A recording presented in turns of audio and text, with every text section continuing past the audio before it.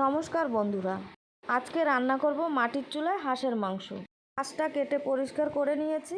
মাংসর ভিতরে দিয়ে দেব বাটা মশলা, জিরা, আদা আর ধনে, রসুন আর শুকনো লঙ্কা বাটা,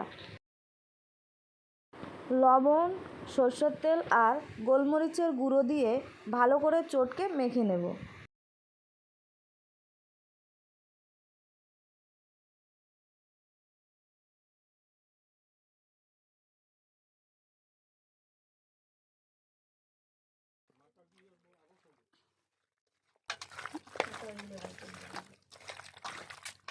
কিছুক্ষণ মাখার পরে দিয়ে দেব হলুদের গুঁড়ো,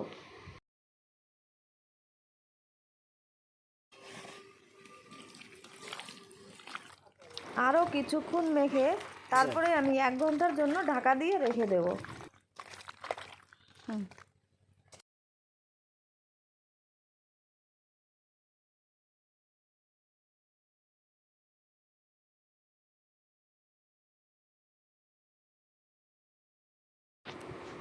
মাটির চুলার উপরে বসিয়ে দিলাম কড়াই।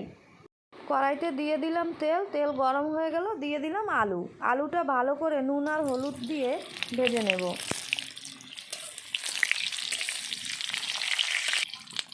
আলু আমার ভাজা হয়ে গেল, তুলে নেব।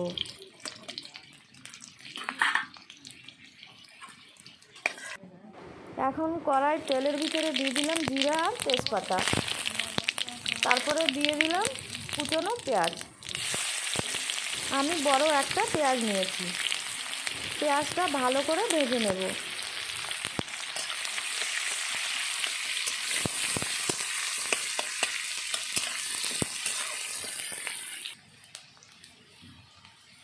পেঁয়াজটা ভাজা হয়ে গেল, দিয়ে দেব মাখানো মাংস।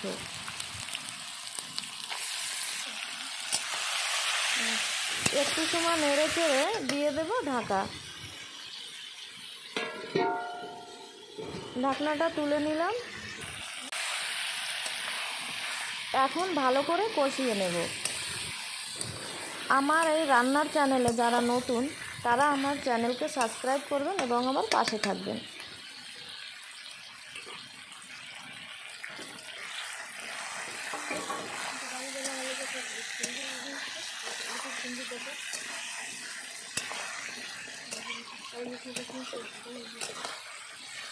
এইভাবে মাংসটা বারে বারে নাড়াচাড়া দিয়ে কষিয়ে নিতে হবে। বারে বারে না নাড়া দিলে নিচে লেগে যাবে।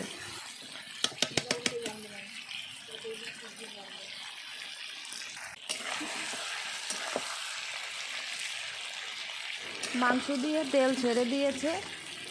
মাংস কষানো আমার হয়ে গেল। এখন দিয়ে দেব গরম জল। গরম জলের ভিতরে আমি কয়েক কোষ রসুন দিয়েছিলাম। হাঁসের মাংসর ভিতরে যদি গরম জল দেওয়া হয় তাহলে মাংসটা অনেক সফট হয়। ভালো মতো ফোটার জন্য দিয়ে দেব ঢাকা। 10 মিনিট পরে ঢাকাটা তুলে নিই। মাংস ভালো করে ফুটে গেল। এখন দিয়ে দেব ভেজে রাখা আলুগুলো।